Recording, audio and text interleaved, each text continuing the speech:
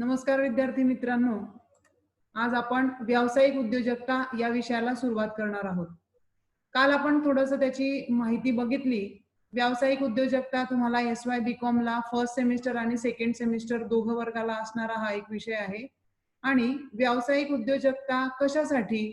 तर जास्तीत जास्त विद्यार्थ्यांनी उद्योजकतेकडे वळावं, जास्तीत जास्त विद्यार्थ्यांना उद्योजकता कळावी, त्याचं गांभीर्य कळावं, यासाठी आपण व्यावसायिक उद्योजकता हा विषय यावर्षी अभ्यासणार आहोत. आजच्या लेक्चरला आपण साधारणतः बघणार आहोत व्यावसायिक उद्योजकतेचे महत्त्व, तदनंतर व्यावसायिक उद्योजकतेची वैशिष्ट्ये, तदनंतर बघणार आहोत व्यावसायिक उद्योजकतेचे कार्य आणि आजचा शेवटचा पॉइंट आपला आहे व्यावसायिक उद्योजकाचे गुण. हे 4 मुद्दे आज आपण अभ्यासणार आहोत. सुरुवातीला आपण बघूया व्यावसायिक उद्योजकता म्हणजे काय. आता व्यावसायिक उद्योजकतेपेक्षा उद्योजकता म्हणजे काय, तर एखादा व्यक्ती आर्थिक धोका पत्करून जेव्हा एखादा नवीन उपक्रम सुरू करतो त्याला आपण उद्योजकता असं म्हणतो आणि ते काम करणारा जो व्यक्ती आहे त्याला आपण उद्योजक म्हणतो. आता उद्योजकता ही संकल्पना नवीन आहे का, आताच्या काळातली आहे का, तर नाही. उद्योजकता ही संकल्पना फार जुनी आहे. उद्योजक हा जो शब्द आहे, इथे तुम्हाला दिसतोय उद्योजक शब्द, हा जो उद्योजक शब्द आहे तो फ्रेंच शब्द एंटरप्रेडर या शब्दापासून तो आलेला आहे. एंटरप्रेडर फ्रेंच शब्द आहे एक एंटरप्रेडर. त्या एंटरप्रेडर या शब्दापासून हा उद्योजकता हा शब्द आलेला आहे. एंटरप्रेडर तर फ्रेंच शब्द होता एंटरप्रेडर. मग एंटरप्रेडरचा मराठीत अर्थ काय, तर त्याचा अर्थ होतो उपक्रम करणे. फ्रेंच भाषेमध्ये उद्योजकता म्हणजे हा शब्द फ्रेंच भाषेमध्ये एंटरप्रेडर म्हटलं जायचं. एंटरप्रेडर म्हणजे काय, तर उपक्रम सुरू करणे. जो व्यक्ती नवीन उपक्रमासाठी आर्थिक धोका पत्करतो, उद्योजकाला माहिती ना तुम्हाला आर्थिक धोका पत्करावा लागतो. तो जो उद्योग करत आहे तो उद्योग यशस्वी होईल नाही होईल, लोक त्याच्या वस्तू विकत घेतील नाही घेतील, किती दिवस त्याला मदत करतील नाही करतील, त्याची वस्तू विकली जाईल नाही विकली जाईल, किंवा त्याच्या व्यवसायाचा विकास होईल, त्याला नफा होईल तोटा होईल, त्याला काहीही सांगता येत नाही. नवीन उद्योग सुरू करणाऱ्या व्यक्तीला त्यावेळेला फक्त धोका स्वीकारावा लागतो नफा मिळवण्यासाठी. म्हणून हा फार जुना शब्द आहे, फ्रेंच भाषेतून आलेला आहे. म्हणजेच निर्मिती प्रक्रियेला उद्योजकता म्हटलं जातं. तुम्हाला माहितीये की काहीतरी नवीन करण्याचा प्रयत्न उद्योजक करत असतो. आता तुम्ही जर जुने उद्योजक पाहिले, प्रथम पिढीचे असतील किंवा पुढच्या पिढीचे उद्योजक असतील, ह्या लोकांनी उद्योग सुरू करताना त्यांच्या डोक्यात अनेक विचार असतील. मी काहीतरी नवीन केलं पाहिजे. आपण जर विचार केला, सुरुवातीला TV, mobile phone, electronic gadgets होते का, नव्हते. प्रथम आपला कम्प्युटर आला असेल तो कोणता कम्प्युटर होता, त्यानंतर आताचे कम्प्युटर्स कसे आहेत, आताचे लॅपटॉप कसे आहेत. आता आपण पिक्चर मध्ये बघतो फ्युचर मध्ये कम्प्युटर आपल्या हातावर, आर्मला किंवा आपला जो पाम आहे, हाताचा तळवा आहे, त्याला फिट केलेले कम्प्युटर्स दिसणार आहेत. मोबाईल तुम्हाला तुमच्या गॉगल मध्ये मोबाईल्स तुम्हाला फिट करता येणार आहेत. हे काय आहे, हे सगळं उद्योजकांनी केलेल्या नवीन नवीन संकल्पना आहेत, नवीन नवीन कल्पना आहेत. म्हणजेच उद्योजक काय करतो, धोका पत्करतो, जास्तीत जास्त धोका पत्करून नवीन काहीतरी करण्याचा प्रयत्न करतो, वस्तूची निर्मिती करतो आणि ग्राहकांच्या हाती ती वस्तू पोहोचवण्यासाठी प्रयत्न करतो. असा तो व्यक्ती उद्योजक असतो. आणि त्या व्यक्तीने कार्य जे केलेलं असेल ती उद्योजकतेचं कार्य त्याचं असतं. कोणता देश प्रगतिशील असतो, ज्या देशाची उद्योजकता प्रगत आहे. उद्योजक आता जपान, चीन, अमेरिका या देशांचं तुम्ही उदाहरण घ्या. जपानचं उदाहरण घ्या तुम्ही. जपान कोलॅप्स झालेला देश होता. हिरोशिमा, नागासाकी तुम्ही जर विचार केला तर उद्ध्वस्त झालेला देश होता. परंतु फक्त आणि फक्त उद्योजकतेच्या बळावर ते देश आज चांगल्या देशांच्या श्रेणीमध्ये लागलेले आहेत.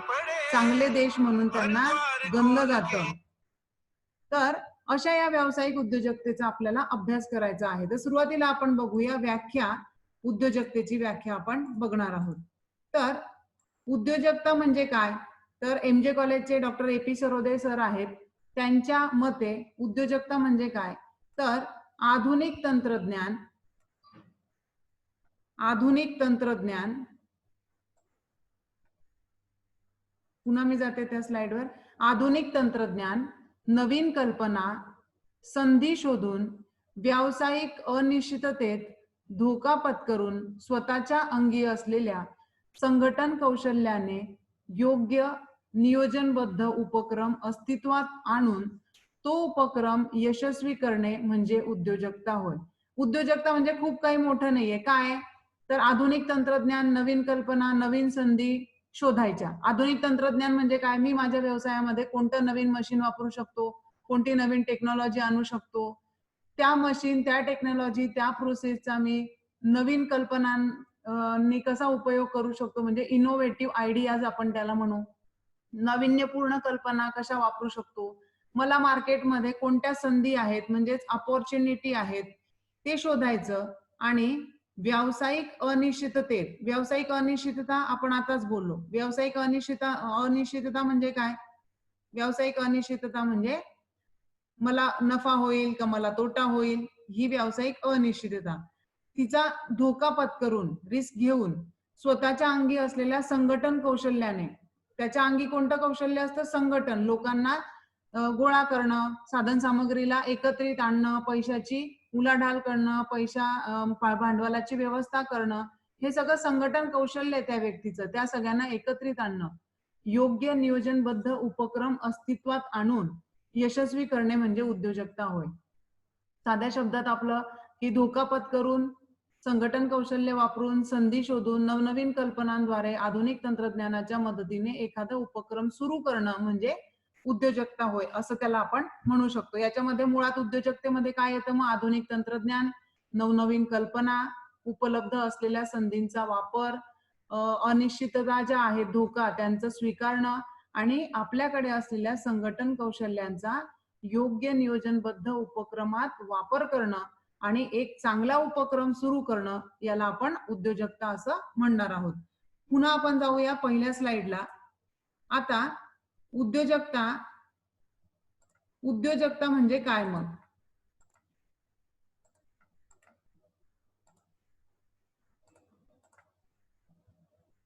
तुम्हाला सांगता येईल आता उद्योजकता म्हणजे काय? कळलं तुम्हाला उद्योजकता म्हणजे काय? एखादा उपक्रम सुरू करणं कसं? अनिश्चित धोका स्वीकारून, संघटन कौशल्यांचा वापर करून, नवीन तंत्रज्ञानाचा वापर करणं, बदलांचा स्वीकार करणं, आपली असलेली कौशल्य वापरणं आणि मग एखादा चांगला उपक्रम सुरू करणं, वस्तूची निर्मिती करणं, ती ग्राहकांपर्यंत पोहोचवणं, त्याला आपण उद्योजकता म्हणूया. पहिला मुद्दा आपण बघणार आहोत व्यावसायिक उद्योजकतेचे महत्व. हा आपला पहिला मुद्दा आहे, व्यावसायिक उद्योजकतेचे महत्व. मग आपण जाऊयात व्यावसायिक उद्योजकतेच्या महत्वाकडे. पहिला मुद्दा घेते मी, व्यावसायिक उद्योजकतेचे महत्व.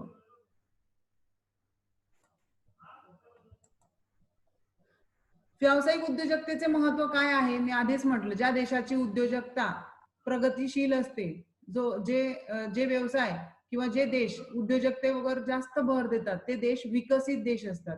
भारत देश कसा आहे? विकसनशील आहे. आता आपण उद्योजकतेकडे बऱ्या प्रमाणात वळतो आहोत. मात्र आजही मी तुम्हाला प्रश्न विचारला, तुम्हाला उद्योजक बनायचं आहे का प्रशासकीय अधिकारी? तुम्हाला नोकरी करायची आहे का उद्योजक बनायचं आहे? म्हणजे तुम्ही शिपाई बनतात का मालक बनतात? तर उत्तर येतं मला शिपाई बनायचंय. का? तर फिक्स मंथली इन्कम असतं, त्याच्यामध्ये धोका नसतो, मला मग लगेच समाजामध्ये मला व्हॅल्यू असणारे या व्यक्तीला नोकरी आहे. आणि तुम्ही जर म्हटलं, मी घरात जरी तुम्ही सांगितलं की मला उद्योजक बनायचे, तर आई वडील म्हणतात नाही नाही, रिकामे काम करू नको, तू गुपचूप तुझं शिक, तुला उद्योजक बनवायसाठी शिकवलं का? म्हणजे मानसिकता काय? उद्योजक बनायचं असेल तर शिकायचं नाही. उद्योजक कोणी बनायचं? तर फक्त ठराविक संवर्गाच्या, ठराविक जातीपातीच्या लोकांनी उद्योजक बनायचं, ही जुनी संकल्पना होती. मात्र आता ती बदलते आहे. उद्योजकतेमध्ये सुद्धा व्यक्ती खूप पुढे जाऊ शकतो, ही संकल्पना भारतात सुद्धा रूढ व्हायला लागली आहे. मग अशा व्यावसायिक उद्योजकतेचं नेमकं महत्व काय ते आपण बघू. तर पहिला मुद्दा आहे व्यावसायिक उद्योजकतेचा, पहिला मुद्दा आहे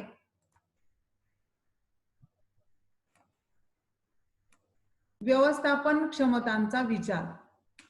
उद्योजकतेचा पहिलं महत्व आहे व्यवस्थापकीय क्षमतांचा विचार. उद्योजकतेमध्ये काय केलं जातं? तर व्यवस्थापकीय क्षमतांचा विचार केला जातो, विकास केला जातो. व्यावसायिक क्षमता कोणत्या असतात? तुम्ही SY-BCom ला बघितलंय. व्यवस्थापकाला काय काय करावं लागतं?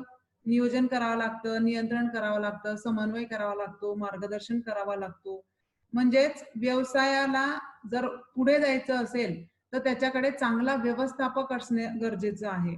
आणि व्यवस्थापकाच्या ज्या क्षमता असतात म्हणजे नियोजन, संघटन, समन्वय, मार्गदर्शन, एखादी समस्या तो शिकत असतो, त्या समस्येसाठी पर्याय तो ओळखतो. नंतर जो फायदेशीर पर्याय असेल तो निवडतो. परिणाम नेमका काय होणार आहे त्याचा विचार करतो आणि सगळ्यात शेवटी एक चांगला उत्तम पर्याय तो व्यवसायासाठी निवडतो. याचा सगळा अभ्यास, या निर्णय घेण्याचं कौशल्य उद्योजक त्या पद्धतीने चांगल्या पद्धतीने करू शकत असतो. म्हणजे नवीन तंत्रज्ञान जर तुम्हाला आणायचं असेल, नवीन वस्तूची निर्मिती करायची असेल, उद्योजकांना यासाठी त्यांच्या व्यवस्थापकीय क्षमतांचा विकास करणं खूप गरजेचं आहे. म्हणजेच उद्योजकता जर असेल तर चांगली उद्योजकता जर असेल तर व्यवस्थापकीय क्षमतांचा विकास होतो. व्यवस्थापकीय क्षमतांचा विकास होतो. नंतर उद्योजकतेमुळे काय होतं? तर उद्योजकतेमुळे संस्थांची निर्मिती होते. नवीन संस्थांची त्या ठिकाणी निर्मिती होत असते. आता नवीन संस्था म्हणजे काय? तर व्यावसायिक उद्योजकाला किंवा ज्या व्यक्तीने उद्योग सुरू केलेला आहे त्याला संस्थांची निर्मिती करणं म्हणजेच काय? समजा एखाद्या व्यक्तीने शेंदोर्णीमध्ये एखादा बिझनेस सुरू केला आणि त्याला त्या बिझनेसला चांगला रिस्पॉन्स आला तर तो उद्या जळगावला टाकेल. पुढे 2-5 वर्षाने त्याचा एखादी ब्रँच पुण्याला असेल. अशा वेगवेगळ्या पद्धतीनं संस्थांची निर्मिती उद्योजकतेमुळे सुरू होते. म्हणजे भौतिक स्वरूपात संस्था वाढतात. मानवी आणि आर्थिक संसाधनांचं एकत्रीकरण होतं. या सगळ्या घटकांचं समन्वय साधलं जातं आणि व्यवस्थापकीय जी त्यांच्याकडे गुण असतात, कौशल्य असतात त्यामुळे उद्दिष्ट साध्य होतात. म्हणजे वेगवेगळ्या संस्थांची निर्मिती होते. उद्योग जर आपण स्थापन नाही केला, तुम्ही जर एखाद्या ठिकाणी नोकरीला लागलात, तर संस्थेची निर्मिती होईल का? नाही. तुम्ही कोणत्यातरी संस्थेत कामाला जातात. पण तुम्ही जर उद्योग स्थापन केला, तर एक नवीन संस्था तुम्ही स्वतःची स्थापन करणार आहात. अशी संस्थांची निर्मिती त्या ठिकाणी होऊ शकते. तिसरं त्याचं महत्व आहे जीवनातील मानक सुधारणे. आता तुम्ही म्हणाल जीवनातील मानक सुधारणा म्हणजे काय? आपण त्याला राहणीमान म्हणू शकतो, दर्जा म्हणू शकतो, आपल्या जीवनाचा दर्जा. तुम्ही जर एखादी उत्पादक संस्था तयार झाली किंवा एखादा उद्योजक जर निर्माण झाला, तर तिथे रोजगार निर्माण होतो, है ना? समजा तुम्ही जळगावला जाताना सुप्रीम लागते, जळगावला जाताना वेगवेगळ्या कंपन्या लागतात. तर पूर्वी जर तिथे विचार केला तर ते जे लोक होते कर्मचारी काम करणारे ते शेतात जायचे आणि अचानक तिथे कंपनी आल्यानंतर त्यांनी शेतात जाणं सोडलं आणि ते तिथे कंपनीत जायला लागले. आता शेतात गेल्यावर त्यांना मिळणारी मजुरी आणि कंपनीत गेल्यावर त्यांना मिळणारा पगार याच्यामध्ये बराचसा फरक पडला आणि त्यांचं राहणीमान सुद्धा बदललं असेल. कारण जास्त पैसा आला तर व्यक्ती चांगलं राहतो, त्याला खायला वेळेवर मिळतं, कुटुंबाची जबाबदारी घेऊ शकतो, शैक्षणिक त्याची प्रगती कुटुंबाची तो करू शकतो. कशामुळे? जर त्याच्या जीवनात जर पैसा आला आणि पैसा कुठून येतो? उद्योजकतेमुळे. म्हणजे मी जर नोकरी केली तर मला एकट्याला पगार मिळेल, पण मी जर उद्योग स्थापन केला तर माझ्याकडे येणाऱ्या अनेक लोकांना मी रोजगार देऊ शकतो. त्या पद्धतीने जीवनाची मानक सुधारणं म्हणजे लक्झरी कार, संगणक, मोबाईल, शॉपिंग मॉल हे सगळं कशामुळे वाढतंय? उद्योजकता वाढली, लोकांकडे पैसा आल्या, उद्योजकाची तर भरभराट होतेच, पण काम करणाऱ्या लोकांची, त्या ठिकाणी असलेल्या व्यवस्थापकांची, सगळ्यांचीच त्या ठिकाणी भरभराट होत असते. म्हणून जीवनातील मानक सुधारतात. नंतर आर्थिक विकास. वाटतं का तुम्हाला उद्योजकता जर झाली तर आर्थिक विकास होईल? मी आधीच म्हटलं की देशाचा आर्थिक विकास हा उद्योजकतेच्या विकासावर सुद्धा अवलंबून असतो. जेवढ्या जेवढ्या नवीन कल्पना येतील तेवढ्या तुम्हाला जास्तीत जास्त त्या वस्तू मार्केटला आल्यानंतर घेण्याची इच्छा निर्माण होते. जसं की तुम्ही मोबाईल घेतात. 1, 2, 3, 5 वर्ष वापरतात, पुन्हा नवीन मोबाईल घेतात. भारतामध्ये जेवढी लोकसंख्या आहे, त्याच्यापेक्षा मोबाईलची संख्या म्हणजे जर लहान मुलं वगैरे पण मोबाईल वापरतात, एवढी ती मोबाईलची संख्या आपल्या भारत देशामध्ये आहे. मग हे मोबाईल डबल कोणाकडे 2, कोणाकडे 3 मोबाईल असतात. का? माझ्याकडे Samsungचा होता, आता iPhoneचा आला किंवा OnePlus आला. आधी माझा 4 जीबीचा होता, आता 12 जीबीचा आला. म्हणजे काय, उद्योजकांनी त्याच्या प्रोडक्टमध्ये बदल केला की ग्राहक अजून ती वस्तू खरेदी करायला तयार होतात आणि त्याच्यामुळे काय होतं, आर्थिक विकास होतो. कुणाचा होतो आर्थिक विकास? उद्योजकाचा तर होतोच, पण इतर संस्थांचा सुद्धा, इतर व्यक्तींचा, ग्राहकांचं पण समाधान त्या ठिकाणी होतं. या पद्धतीने आर्थिक विकासाचा अर्थ उद्योजकतेमध्ये सामावलेला आहे. त्यानंतर आर्थिक आणि गतिशील क्रिया. उद्योजकतेमुळे काय होतं, आर्थिक क्रिया ही गतिशील राहते. गतिशील राहते, पैसा खेळता राहतो ना, मार्केटला पैसा येत जात राहतो. आपण इन्व्हेस्ट करत राहतो. इन्व्हेस्टर लोक बिझनेसमध्ये इन्व्हेस्ट करतात. तुम्हाला एफडीआय माहितीये, फॉरेन डायरेक्ट इन्व्हेस्टमेंट. इतर देशातले लोक आपल्या देशातल्या उद्योजकांकडे पैसा गुंतवू शकतात. आपण इतर देशाच्या उद्योगांमध्ये इन्व्हेस्टमेंट करू शकतो. ह्याच्यामुळे काय होतं, बाहेरचा पैसा पण आपल्या देशामध्ये येतो उद्योजकतेच्या स्वरूपामध्ये. आता आपण चायना प्रोडक्ट वापरणं बंद केलंय. किती प्रोडक्ट्सवर बंदी आणली आहे भारत देशाने? चायनाच्या ऍप्सवर बंदी आणली ना, प्रोडक्टवर नाही आणली, पण ऍपवर आणली. पण ते पहिलं पाऊल होतं. भविष्यात मे बी आपल्याला पुढचे पाऊल त्या ठिकाणी उचलता येणार आहेत. तर उद्योजकता असेल तर आर्थिक जे चक्र असेल ते चलतं राहतं, म्हणजे फिरतं राहतं आणि त्याच्यामुळे पैसा मार्केटला येत राहतो. गतिशील क्रिया त्या ठिकाणी होत राहते. नंतर उद्योजकतेचा संबंध कशाशी आहे, तर नवकल्पनांशी संबंधित आहे. नवीन कल्पना, माझं प्रोडक्ट इतरांपेक्षा कसं वेगळं असेल, हाच विचार उद्योजकाच्या डोक्यात असतो. इतरांपेक्षा काय, माझंच प्रोडक्ट माझ्याच प्रोडक्ट पेक्षा कसं वेगळं असेल ते दाखवून देतात. तुम्ही साधं उदाहरण घ्या, माऊस. पूर्वी माऊस वायर चे यायचे माऊस, तुमचं कीबोर्ड असायचं. आता वायरलेस पण येतात. पूर्वी खूप मोठं त्याची साईज असायची, आता छोट्या साईज मध्ये पण येतात. तुम्ही टीव्ही घ्या, टीव्ही किती मोठे असायचे, घरात ठेवायला त्याला एक वेगळं कपाट लागायचं. आता तुम्ही भिंतीवर तिला लावतात. म्हणजे स्लिम ड्रीम मध्ये टीव्ही त्या ठिकाणी आल्यात. हे कशा आहेत, ते इनोव्हेटिव्ह आयडियाज आहे, नवकल्पना आहेत. आणि जेवढं नवीन येतं तेवढं कस्टमरला आवडतं. आणि उद्योजकतेचं कामच आहे, उद्योजकाचं काम आहे नवीन नवीन प्रोव्हाइड करणं, वेगळ्या वेगळ्या वस्तू ग्राहकांपर्यंत पोहोचवणं. त्यानंतर व्यावसायिक उद्योजकतेचं महत्व म्हणजे संभाव्य नफा. मला तर हाच त्याचं जास्त महत्व वाटतं की नफा कमवणे. उद्योजक उद्योग का करतो, उपक्रम का सुरू करतो, वस्तूची निर्मिती का करतो, धोका का पत्करतो, तर त्याला नफा हवा असतो. आणि तो नफा संभाव्य असतो, म्हणजे होईल की नाही माहिती नसतो, परंतु तो त्याला नफ्यामध्ये कन्वर्ट करतो. म्हणजे मला नफा झालाच पाहिजे या दृष्टीने तो काम करतो. म्हणून व्यावसायिक उद्योजकतेमध्ये नफा सुद्धा असतो. नंतर जोखीम त्यामध्ये असते. ही जी उद्योजकता संकल्पना आहे ना, ज्या व्यक्तीला उद्योजक बनायचं आहे त्याने जोखीम घेण्याची त्याची इच्छा असलीच पाहिजे. जर त्याने जोखीम घेतली नाही तर त्याला नफा सुद्धा मिळणार नाही. असं म्हटलं जातं आपल्या भाषेमध्ये, मोर रिस्क मोर प्रॉफिट. जेवढा तुम्ही रिस्क घेणार तेवढं तुम्हाला प्रॉफिट मिळणार आहे, है ना. जसं की आपण म्हणू की पहिल्या मजल्यावरनं उडी मारली तर मरत नाही ना माणूस. मोर रिस्क, 10व्या मजल्यावरनं उडी मारली तर हमखास जातो. ही थोडीशी जोक ऑफ द पार्ट, परंतु लक्षात घ्या की उद्योजकाला जर यशस्वी व्हायचं असेल तर त्याला जोखीम स्वीकारता आली पाहिजे. म्हणून उद्योजकाचं धैर्य, त्याची सहन करण्याची प्रवृत्ती, नवनवीन काहीतरी शिकण्याची त्याची इच्छा आणि त्याने दिलेला वेळ, त्याने घेतलेली जोखीम, आणि त्याने त्याची जर जोखीम घ्यायची इच्छाच नसेल तर तो कधीही यशस्वी होऊ शकत नाही. म्हणून उद्योजकतेचं महत्व जसं देशासाठी आहे, उद्योजकतेचं महत्व जसं उद्योजकाच्यासाठी आहे, स्वतः त्या व्यवसायाच्या मालकासाठी आहे, तसं उद्योजकाचं महत्व व्यवसायात काम करणाऱ्या सर्व कर्मचाऱ्यांसाठी आहे. तसं त्या उद्योगाचं महत्व जे कस्टमर्स आहेत, ग्राहक आहेत, त्यांच्यासाठी सुद्धा आहे. म्हणजे विचार करा की उद्योग बंद पडले. तुम्ही लॉकडाऊनचाच विचार करा ना, सगळे उद्योग बंद पडले. काय झालं होतं, तुम्ही किराणा दुकानावर जर गेला असाल तर 90 रुपयाची तुरीची डाळ तुम्ही 110 रुपये 120 रुपये किलोने त्या ठिकाणी घेतली असेल. तुम्ही तेलाचे भाव गगनाला त्यांनी भिडवलेले होते. कशामुळे, तर त्यांचं उत्तर यायचं की प्रोडक्शन बंद आहे. म्हणजेच काय, प्रोडक्शन बंद आहे म्हणजे उद्योगच बंद आहे, ठप्प आहे, कोणतंही नवीन वस्तू बनत नाही. तुम्ही मोबाईलचे किमती बघा, त्या दरम्यान मोबाईलचे ज्या किमती आहेत त्या डबल ट्रिपल किमतीने त्यांनी विकल्या. मला लॅपटॉपची बॅटरी घ्यायची होती, जी बॅटरी 2500 रुपयाची होती, ती मला मार्केटला 3800 रुपये सांगायला लागले. हे कशामुळे झालं, फक्त उद्योग काही दिवसासाठी बंद पडले तर. आणि असं झालं तर काय होईल? आता आपण म्हणतोय की या लॉकडाऊनच्या काळात भारत देश हा किमान 10 वर्ष मागे गेलाय. कारण खूप नुकसान झालंय सगळ्यांचं. कारण उद्योगच बंद पडले. लोकांना खाण्यापिण्यासाठी लोकांचे पगार बंद पडले, उद्योग बंद पडले, लोकांचे कामं बंद झाले. इव्हन जे 3 व्हीलर, 4 व्हीलर चालवतात लोकं, स्वतःचं पोट भरतात, त्या लोकांचे व्यवसाय बुडाले.